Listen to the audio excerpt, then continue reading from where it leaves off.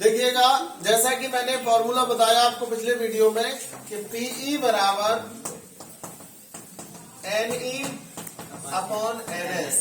यहाँ पर बताया ई क्या होता है, इवेंट्स घटना होती है। एस होता है सैंपल स्पेस, जिसको कहते हैं प्रतिदर्श समष्टि। क्या कहते हैं बच्चों?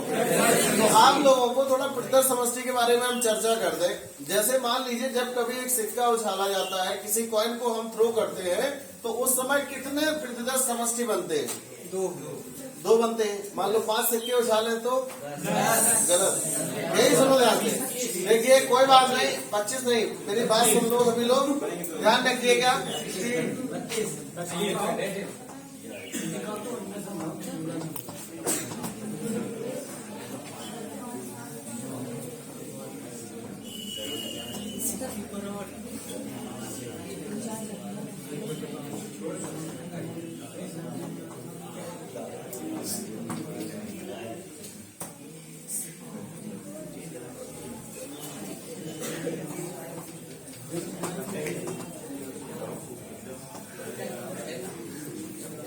जब कभी n सिक्कों को एक बार फेंका जाए या एक सिक्के को n बार फेंका जाए, तो इसके लिए बने प्रतिदर्श समष्टि जो सैंपल स्पेस होते हैं वो होते हैं 2 की पावर n।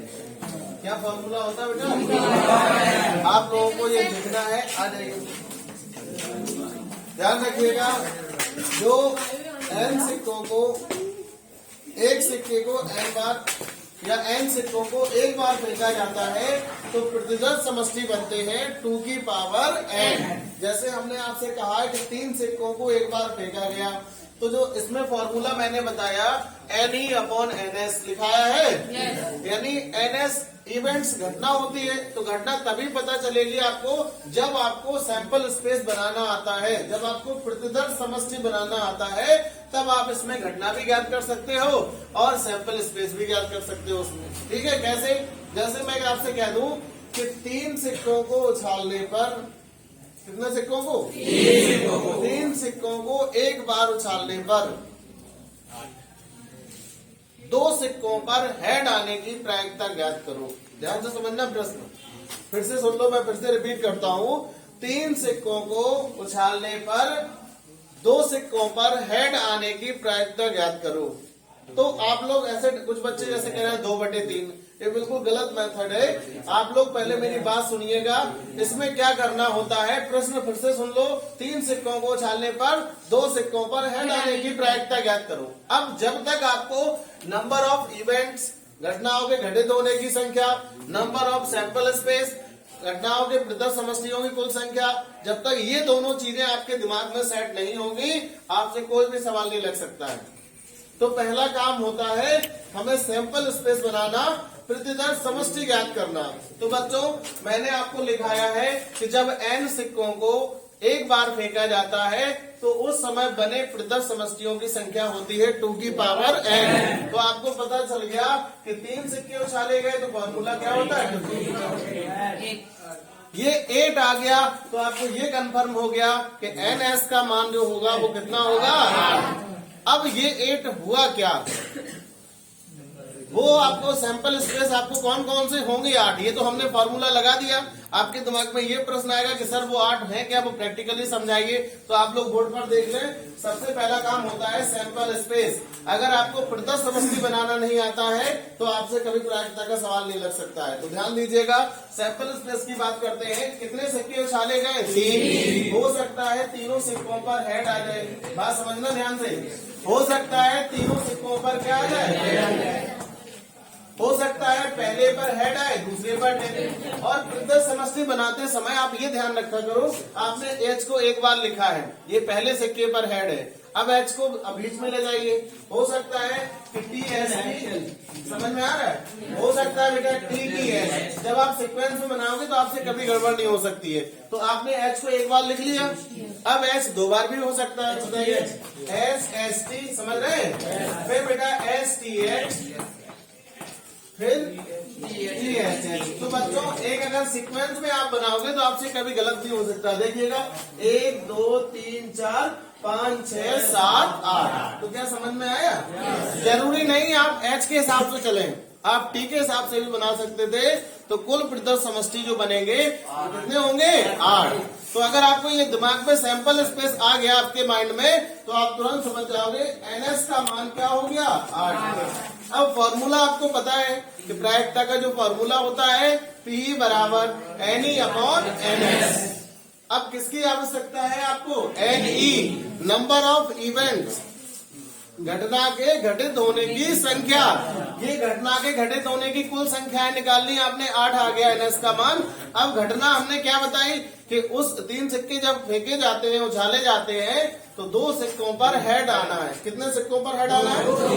तो अब आप लोगों के सामने अगर ये सैंपल स्पेस लिखा है तो क्या आप ऐसे केस नहीं देख पाओगे जिनमें 2 पर हेड आ रहा है। देखो जरा 1 बोलो 1 2 3। तो आप यहाँ पर ये एस लिखा था तो एनएस लिख दिया। अब आप इवेंट्स लिख दो, यानी इवेंट्स लिखोगे तो क्या लिखोगे HSP SPH PHH। समझते जाना अच्छे से। ये क्या हो गया इवेंट्स। क्या हो गया तो क्या बच्चों नंबर ऑफ इवेंट्स आप ज्ञात कर सकते हो। कितनी होगी संख्या 3। तो इसकी अगर प्रायिकता पूछी जाएगी तो P बराबर फॉर्मूला क्या बताया हमने NE अपॉन NS। बच्चों NE का मान कितना है और NS का मान कितना है तो इसकी प्रायिकता क्या हो जाएगी।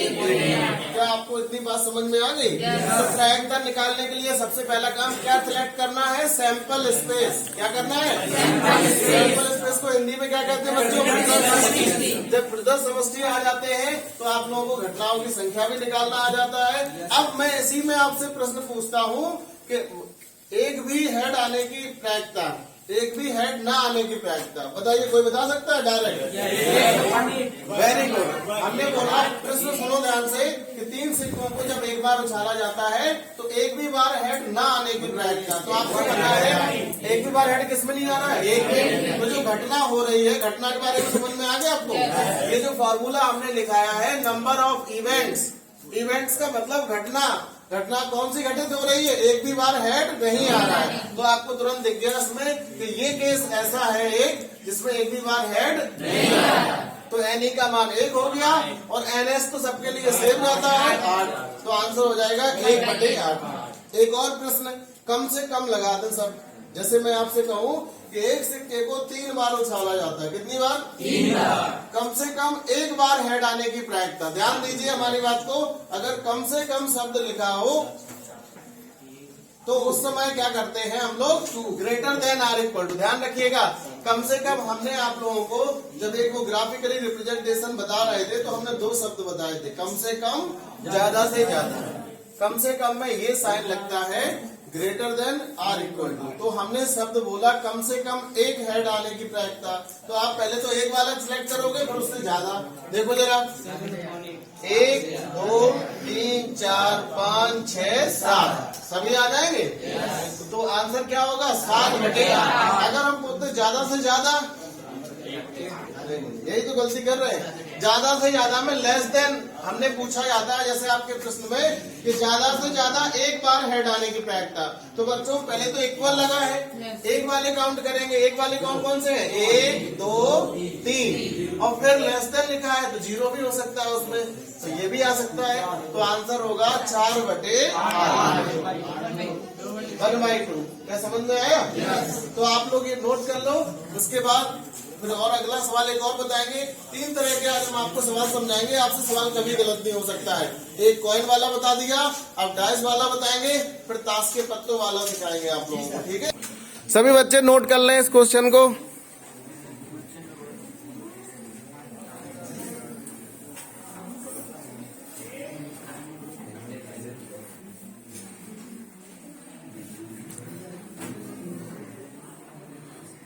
आज संडे स्पेशल क्लास में ये हमारी क्लास के बहुत अच्छे स्टूडेंट हैं।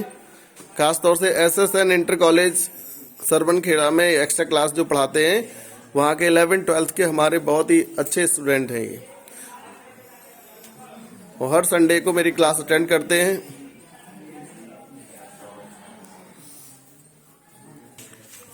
दूसरे टाइप में आप लोगों को पासे से संबंधित जो डाइस होती है उससे संबंधित प्रश्न बताने जा रहे हैं। बहुत ध्यान से समझिएगा। पहले हम पासों की चर्चा करते हैं कि पासों में कितने अंक होते हैं, 6। तो जब n पासों को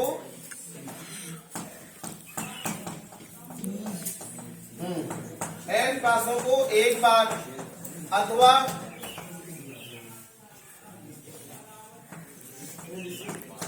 एक पासे को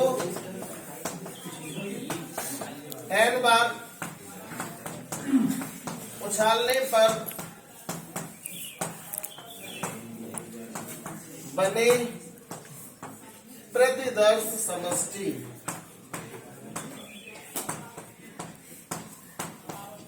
ये बात बहुत ध्यान से समझना। ऐसे सिक्के में ये कंडीशन मैंने बताई थी कि एक सिक्के को n बार या n सिक्कों को एक बार, ये बात एक ही होती है, इसमें कंफ्यूज ना होना कभी भी। तो उसमें उस समय प्रतिदर्श समष्टि बनते हैं वो 6 की पावर n। क्या फॉर्मूला बनता है, 6। ऐसा क्यों होता है, 6 क्यों होता है बच्चों, क्योंकि पासे में कितने अंक होते हैं, जबकि सिक्के में कितने पहलू होते हैं। ये बात समझ में आ गई। अच्छा, कुछ सवाल ऐसे भी आ सकते हैं, मान लीजिए परिवार में 2 बच्चे हैं। कितने बच्चे हैं, 2। और आपको प्रतिदर्श समष्टि बताना हो,